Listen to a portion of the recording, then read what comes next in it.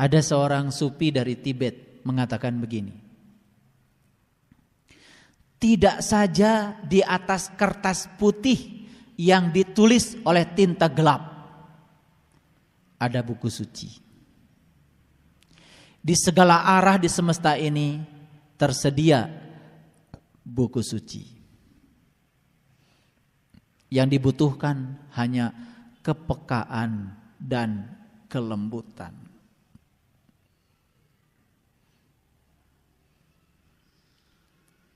Ini seorang sufi dari Tibet mengatakan begitu. Buku suci itu bukan sekedar yang ditulis oleh tinta hitam di atas kertas putih. Tapi di segala arah dalam kehidupanmu, di situ ada buku suci yang akan mengajarkanmu menuju tempat suci. Sekarang saya tanya, banyak gak umat di dunia ini yang rindu kepada tempat suci yang ada di dunia ini? Orang Islam rindu ke Mekah, bukan? Di agama lain juga ada tempat sucinya masing-masing. Dan mereka juga sama, ada kerinduan ke tempat sucinya masing-masing. Kita juga rindu ya, pengen umroh, pengen haji. Ada gak kerinduan itu? Ada. Terlepas dari salah atau benar, harusnya kerinduan yang paling dalam dari kita itu adalah ke tempat suci yang paling dekat dengan kita.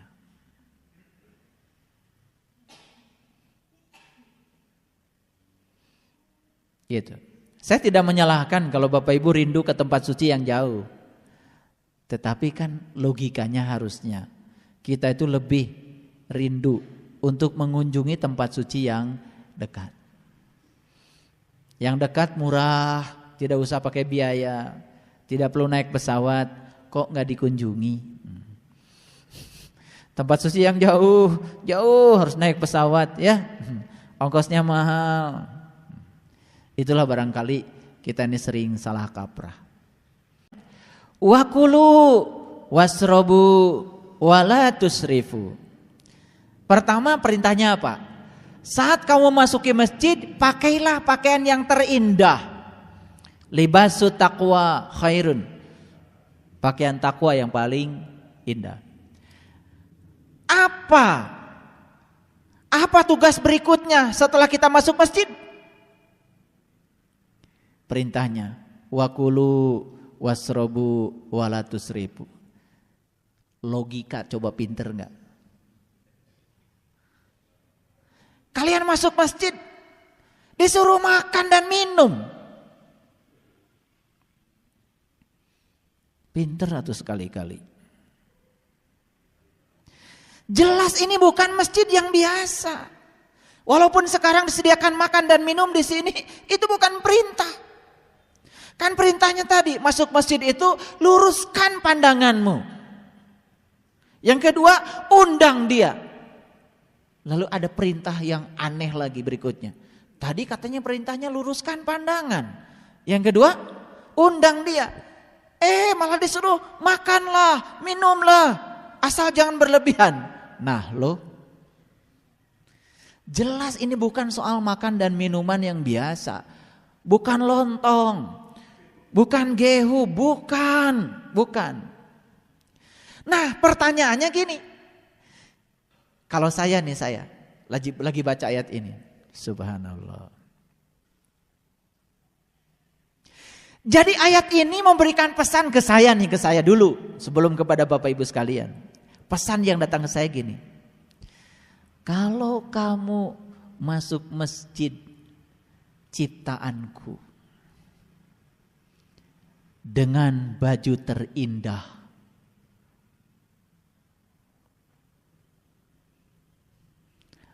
maka aku akan sediakan makanan berlimpah di sini. Kan gak mungkin Allah nyuruh makanlah, minumlah. Gak mungkin kalau gak disediakan. Kan logikanya gini.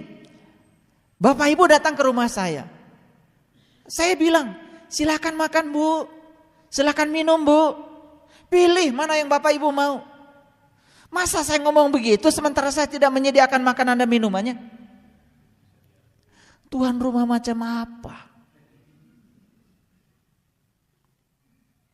Kan logikanya begitu. Jadi saya dapat menangkap pesan dari Allah ini apa? Makanan dan minuman yang berlimpah di rumahnya hanya disediakan bagi orang-orang yang datang dengan menggunakan pakaian yang terindah. Pakaiannya compang-camping, gak mandi, kotor, belekan, rambut kucel. Aduh, menyuguhin juga, betul gak? Itu kira-kira begitu, itu bahasa saya. Tapi datang wangi, harum, senyumnya sudah bukan dengan mata lagi, mulut lagi. Mulutnya udah bisa senyum, matanya udah senyum, telinganya udah senyum, udah istirahat. Aduh, begitu masuk situ pasti disediakan makanan yang berlimpah. Tapi apa kata Allah? Wakulu wasrobu walatusrifu. Makan, minum, tapi jangan berlebihan. Apa artinya berlebihan?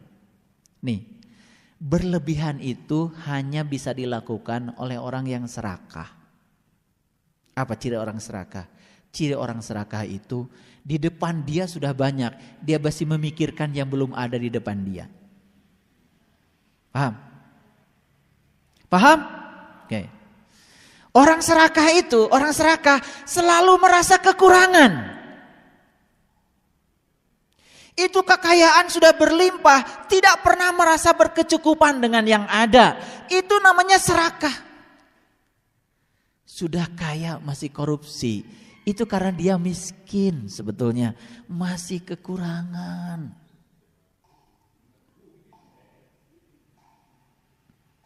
Siapa orang yang kekurangan? Lihat orang yang kekurangan. Sudah berlimpah tapi masih ya Allah berikanlah rezeki yang berlimpah. Ya Allah berikan rezeki yang berlimpah. Yang dipikirkan tuh yang belum ada, yang adanya lupa. Tapi orang yang sudah cukup dengan dirinya sendiri, ya Allah Tuhan, aku bersyukur atas limpahan karunia yang Engkau sudah anugerahkan padaku. Berikanlah kepadaku rasa berkecukupan dengan semua yang Engkau sudah berikan padaku. Aku bersyukur Tuhan, aku bersyukur. Dia fokus kepada apa yang dia sudah miliki di hadapannya. Orang yang tidak serakah, begitu lihat makanan dan minuman di rumahnya Allah berlimpah. Lihat saya. Bapak Ibu, saya sudah tahu rumah Bapak Ibu semua.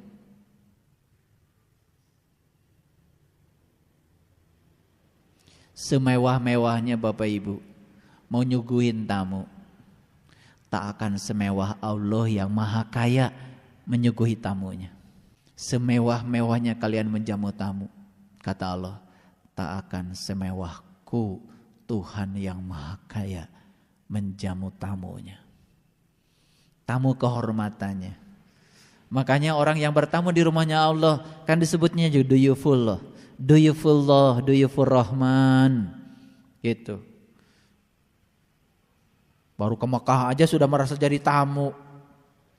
Baru ke Madinah aja sudah merasa jadi tamu, belum tentu. Baru pasti jadi tamu Allah yang terhormat kalau kita datang di rumahnya Allah yang buatan Allah. Tadarru wa khufyatan, dengan penuh rasa hormat dan tersembunyi. Itu bahasa Quran. Kan kalau mau pergi haji masa kampung yang nganternya juga. Betul enggak? Tapi haji yang tersembunyi, yang tadarru, bahkan tidak ada orang yang tahu.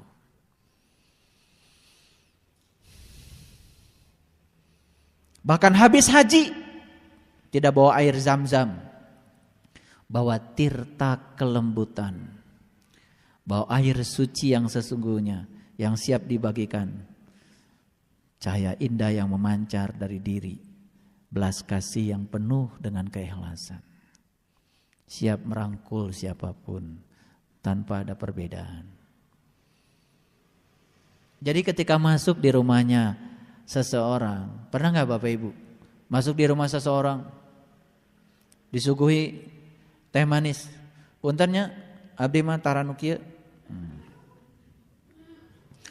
naon atuh kaseneng teh anggur, kira-kira diusir enggak? Disuguhi nasi goreng, udah susah-susah nasi goreng, ya. Bikin bisanya juga itu. Begitu disuguhi, puntennya abdi mah nasi goreng nasanya nu kieu, hayang ngabalangkeun tah. Ini sudah masuk rumahnya Allah, disuguhi sama Allah. Punten Gusti, sanes nu kieu hoyong nu langkung caang. Beka sabaleun sanes Gusti teh.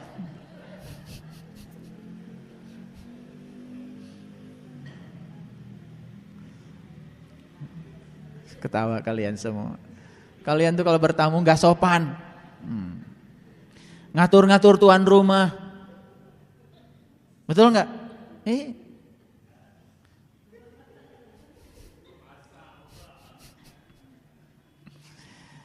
Iya kan kata Allah, aku akan suguhi kamu sesuai dengan derajatmu sendiri. Pakaianmu seperti ini, disuguhiannya begini. Pakaianmu begini, disuguhinya begini. Jadi sekarang gak usah nyalakan Allah. Kenapa ya Allah? Saya kok dikasih suguhan kayak gini? Ya sesuai dengan derajatmu. Siapa yang menentukan derajatmu? Kamu sendiri kata Allah. Derajatmu ditentukan oleh kamu sendiri. Derajat dan kualitas hidupmu yang menentukan adalah kamu sendiri. Apa yang kau lakukan saat kau datang di sini, kau akan menyaksikan dirimu sendiri di sini.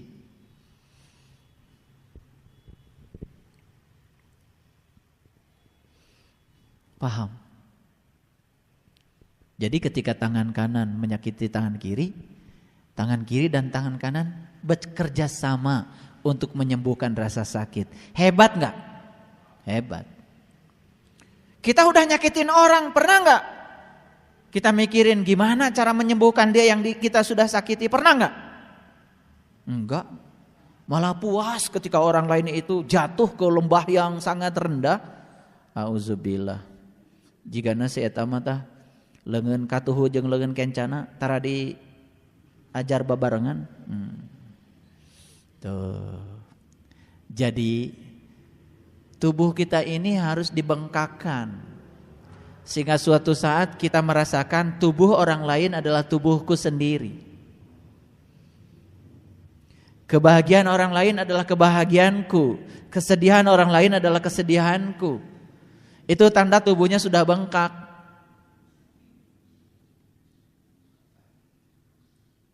Itu yang disebut dengan tubuh kosmik. Tubuh kita sudah membesar. Bapak Ibu yang dirahmati Allah. Di ayat selanjutnya lalu Allah berfirman, innahu la yuhibbul musrifin. Sesungguhnya Allah tidak menyukai orang-orang yang berlebihan. Lagi-lagi bahaya ayat ini. Kok Allah masih tidak suka? Mau punya Allah yang tidak suka, tersinggungan.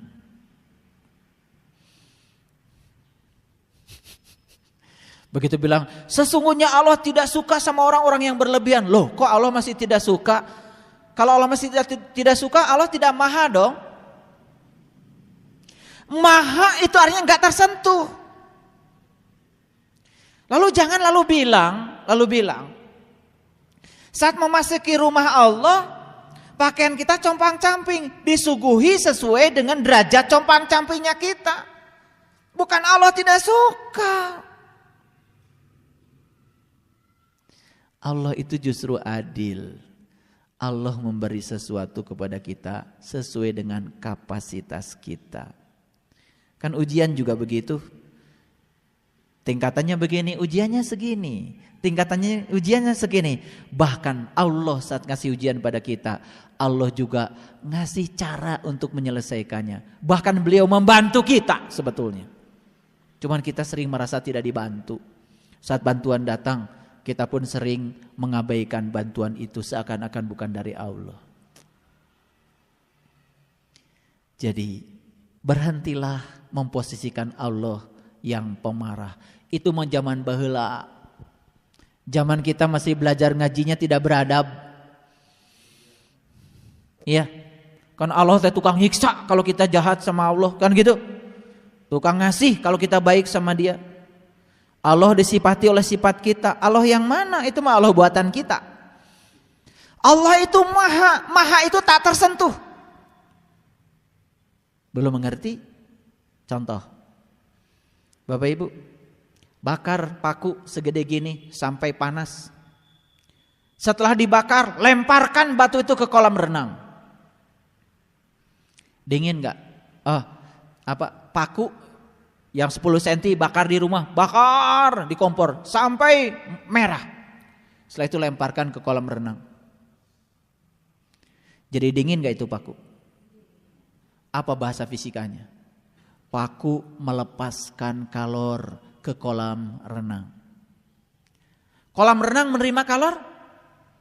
Menerima sebesar yang dilepaskan paku. Itu namanya asas Black kalau di fisika. Kalor yang dilepaskan sama kalor yang diterima. Tapi kolam renang mendidih. Mendidih. Kata kolam renang, teu karaos.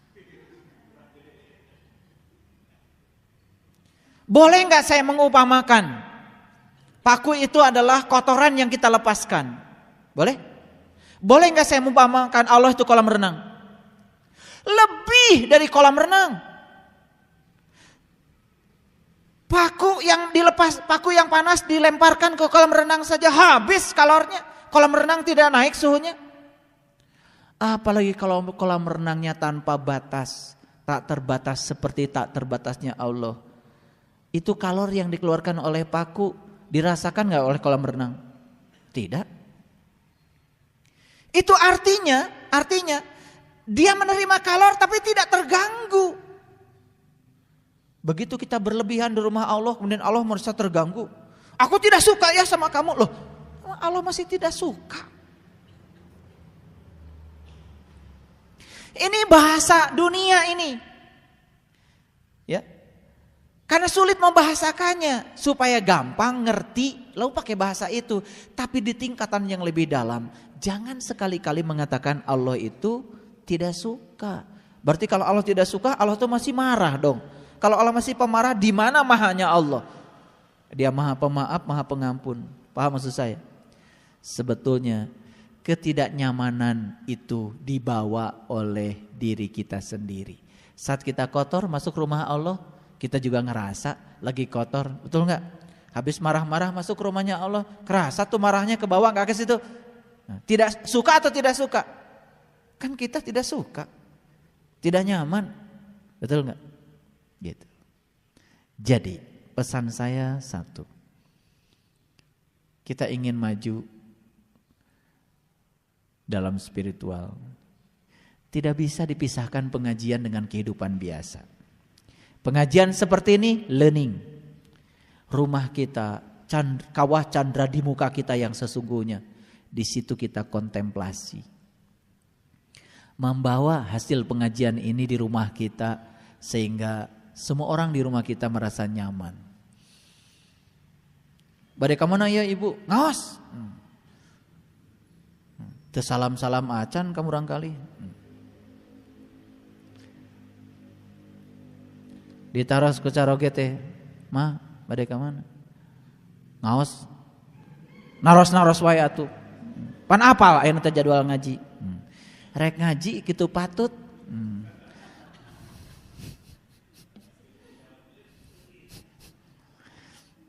Energi apa yang mau kita sebar? Ngerti maksud saya? Saya cuma mengingatkan saja. Ngaji kalian yang sesungguhnya adalah di rumah dengan anak-anak. Makanya ada teman saya dokter, dia dokter bedah. Pak, saya kalau lagi bedah itu kadang-kadang saya suka kelewat waktu sholat. Sholatmu adalah saat kamu sedang membedah orang yang perlu pelayanan kamu. Dibedah we nya. Punten natepan heula. Eta dokter bedah soleh apa salah? Balik deui teh geus salat, tos maot. Kita kan sering memilah-milah. Ngerti maksud saya? Menyembah Allah yang paling tinggi adalah menolong orang-orang yang perlu pertolongan. Saat kita sedang menolong orang, itulah sholat kita yang sesungguhnya. Itu sembahyang kita yang sebenarnya. Itu sembahyang tingkat tinggi. Mohon maaf, ada orang yang rajin tepat waktu sholatnya. Habis sholat mencaci maki orang. Habis sholat merendahkan orang. Habis sholat naik mimbar menebarkan kebencian pada orang. Bagi saya, dia belum sholat. Sembahyang yang paling tinggi adalah saat kita mempersembahkan diri kita untuk kebahagiaan orang lain. Jadi saya bilang sama teman saya yang dokter bedah itu, sembahyangmu saat kamu memberikan pelayanan seutuhnya pada pasien yang perlu pertolongan tanganmu. Tangan Allah adalah tanganmu sendiri. Yang penting bismillahnya yang lurus. Itulah sembahyang kamu. Tapi kalau kamu udah selesai itu, kamu sholat, itu juga ritual kamu. Itu ritualnya tetap dilakukan. Saya bukan berarti menghalalkan lalu kamu menjadi orang yang tidak sholat. No. Ada orang yang sedang melayani nasabah di bank. Jam 9, jam 10, sedang antri-antrinya di bank. Sampai orang berdiri. Kemudian petugas bank itu pergi. Punten Bapak Ibu sadaya nanya, bade salat duha heula. Salah apa salat pas soleh? Justru duhanya dia itu melayani orang-orang yang butuh layanan perbankan. Kalau bismillahnya sudah benar, itulah salat duhanya dia. Kenapa diperbincangkan lagi? Kan sebaik-baiknya manusia yang berguna bagi orang lain. Kenapa kita belajar agamanya kok dipisah-pisah? Paham maksud saya? Oke. Baik, hari ini cuma 2 ayat. Pesan yang pertama, ketika kalian sedang masuk masjid, gunakan pakaian yang terindah. Kalau ketemu dengan saya masuk ke sini, masjid sini, kemarin itu bajunya, besok itu lagi bajunya, lusa itu, nggak akan saya tanya. Pernah nggak saya komentar? Saya nggak ingat ibu bapak bajunya kemarin yang mana. Kecuali ibu bapak ingat baju saya. Kalau saya bajunya harus banyak, karena diingat banyak orang. Tapi saya pul ti kamari batikna eta deui kan gitu. Masalahnya banyak yang ngapalin kalau sama saya. Kalau saya kan tidak akan sukses menghafal. Betul nggak? Bu Dede kemarin bajunya apa? Nggak peduli, nggak saya lihat. Udah bajunya itu juga minggu depan nggak apa-apa. Tapi baju yang akan dipakai untuk memasuki rumah Allah harus lebih baik setiap hari. Harus lebih baik setiap hari. Direnda bajunya yang bagus. Makanya pulang dari sini lakukan yang saya lakukan tadi. Siap? Rasakan kebahagiaannya seperti apa. Shadaqallahul adzim. Barakallahu li wa lakum. Assalamualaikum warahmatullahi wabarakatuh.